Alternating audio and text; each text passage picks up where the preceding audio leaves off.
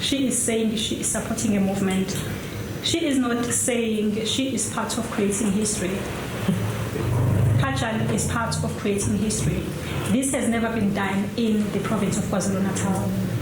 I had a vision and I called a group of visionaries and I said, let's do it. Let's create a vision, not just for us, but for the future generation.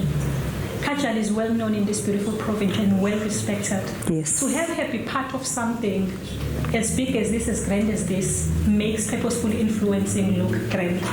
She's just so humble about it, and I just wanted to put it out there that we respect her so much. The fact that we are partnered with someone with her caliber, for us is a humble experience. Yeah, I just want to put it out there. You know, now, you two are going to make me cry because I'm sitting in between these two amazing women who are fixing each other's crowns, who are praising each other. There is nothing as beautiful as experiencing that, because the women are known to... Everybody's in their own space, minding their own business, doing their own thing.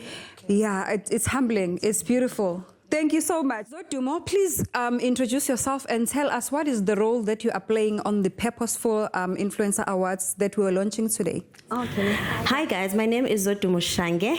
Everyone knows me as Zodumo, the Fitatainer.